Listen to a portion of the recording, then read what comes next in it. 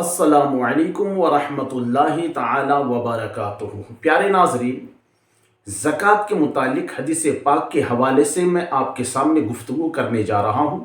آپ سے گزارش ہے کہ اس چھوٹی سی ویڈیو کو پورا مکمل دیکھیں اور پسند آئے تو ضرور اسے دوست احباب میں شیئر کریں، اور اس چینل کو اگر سبسکرائب نہیں کیے ہیں تو آپ اس کو سبسکرائب کریں۔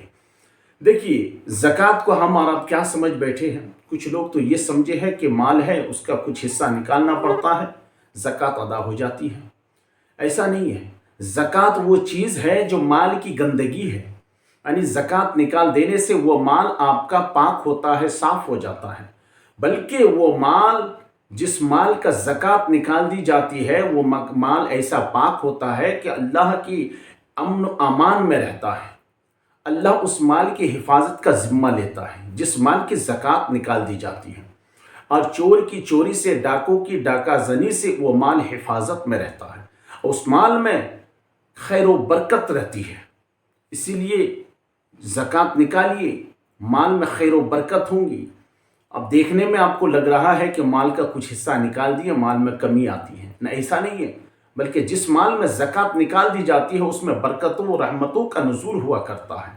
اب یہ حدیث پاک دیکھیے، ابن عمر قال قال رسول اللہ صلی اللہ تعالی علیہ وسلم من استفاد مالا فلا زکاة فیہ حتی یحول علیہ الحول۔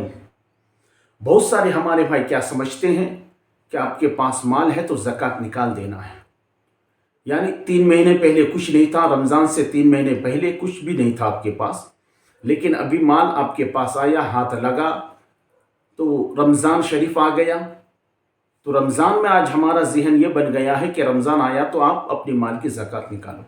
ایسا نہیں ہے کہ رمضان ہی میں زکوٰۃ نکالنا ہے، بلکہ غیر رمضان میں بھی زکوٰۃ نکال سکتے ہیں۔ زکوٰۃ نکالنا اس وقت ہے جس مال پر 1 سال گزر جائے۔ اب حدیث پاک جو میں نے آپ کو سنایا، ترمذی شریف کی حدیث پاک ہے، جلد اول صفحہ نمبر 138 میں ہے۔ یہ حدیث مشکات شریف میں بھی ہے، صفحہ نمبر 157 میں موجود ہے۔ اس کا مفہوم سمجھیے، آپ کا ذہن کلیئر ہو جائے گا۔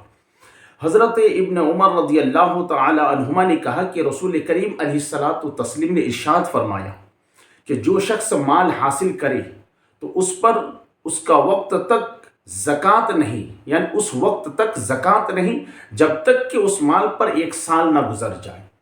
جو مال آپ کے پاس ہے، وہ مال 1 سال گزر جائے، اس کے بعد اس مال کا کچھ حصہ نکالیے جو شرعاً مقرر کیا گیا ہے، تب جا کر کے وہ آپ کی زکوٰۃ ادا ہوتی ہے، تب جا کے زکوٰۃ نکالنا پڑتا۔ 3 مہینے پہلے کچھ نہیں تھا، رمضان آ گیا، آپ فوراً اپنے مال کا کچھ حصہ زکوٰۃ نکال دیتے ہیں۔ 1 سال گزرنا چاہیے اس مال پر جس کا آپ زکوٰۃ نکال رہے ہیں۔ اور ایک حدیث پاک دیکھیے، یہ مسلم شریف جلد اول صفحہ نمبر 318 میں ہے، مشکات میں بھی یہ ہے حدیث پاک، صفحہ نمبر 155 میں ہے۔ ان ابی ہریرہ قال قال رسول اللہ صلی اللہ تعالی علیہ وسلم ما من صاحب ذهب ولا فضة لا يؤدي منها حقها الا اذا كان يوم القيامة صفحت له صفائح من نار فأحمي عليها في نار جہنم فيقوى بها جنبه وجبينه وظهره كلما ردت أعيدت لها۔ مسلم شریف جلد اول صفحہ نمبر 318، مشکات شریف صفحہ نمبر 155 میں یہ حدیث پاک موجود ہے۔ اس کے راوی حضرت ابو ہریرہ رضی اللہ تعالی عنہ ہے۔ انہوں نے کہا کہ حضور صلی اللہ علیہ وسلم نے فرمایا، جو شخص سونے یا چاندی کی شرعی نصاب کا مالک ہو اور وہ اس کا حق یعنی زکوٰۃ نہ ادا کرے تو قیامت کے دن اس کے لیے اس سونے اور چاندی کے سیلے بنائی جائے گی اور انہیں آگ میں تپایا جائے گا، پھر ان آتشیں سلوں سے اس کے پہلو، اس کی پیشانی اور اس کی پیٹھ کو داغا جائے گا، اور جب وہ ٹھنڈی ہو جائے گی سیلے تو پھر وہ دوزخ کی آگ میں تپا کر داغا جائے گا، اور ہمیشہ اسی طرح ہوتا رہے گا۔ اسی لیے میرے دوستو، اپنے مال ہے تو مال کی زکوٰۃ ضرور نکالا کریں۔ اور یہ حدیث پاک، یہ بھی حضرت ابو ہریرہ سے روایت ہے کہ حضرت ابو ہریرہ نے کہا ہے، یہ بخاری شریف جلد اول صفحہ نمبر 188، مشکات شریف صفحہ نمبر 155 میں حدیث پاک موجود ہے۔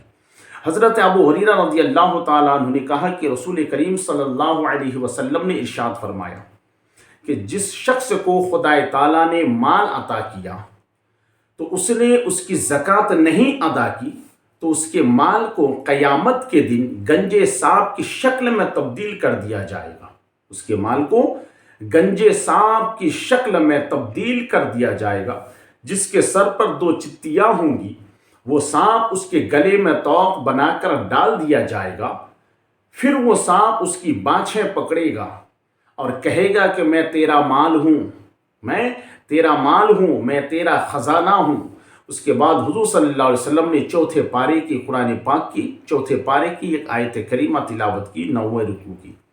اس کا میننگ یعنی اس کا مطلب یہ ہے، یعنی اور جو لوگ بخل کرتے ہیں اس چیز میں جسے خدا تعالیٰ نے اسے دیا، اپنی فضل سے عطا کی، اور انجام کار ہرگز اسے اپنے لیے اچھا نہ سمجھیں بلکہ وہ ان کے لیے برا ہے. ان قریب وہ مال کہ جس میں بخل کیا تھا قیامت کے دن ان کے گلے کا طوق بنا دیا جائے گا.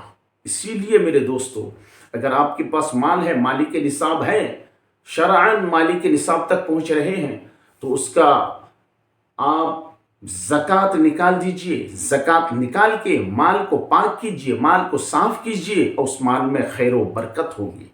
تو میرے دوستو، یہ حدیث پاک کا مفہوم میں نے آپ کے سامنے رکھا.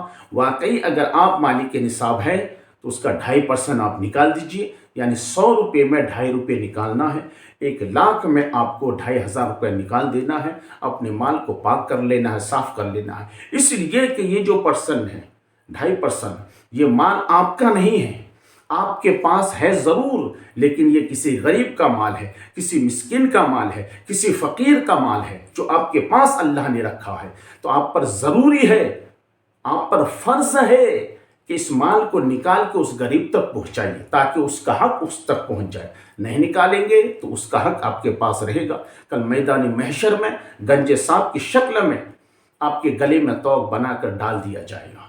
تو پیارے ناظرین، آپ سے گزارش ہے، اس حدیث پاک کے چند کلمات جو میں نے آپ کو سنایا، اگر پسند آئے تو اس کو لائک کر دیجئے اور اپنے دوست احباب میں شیئر کیجئے.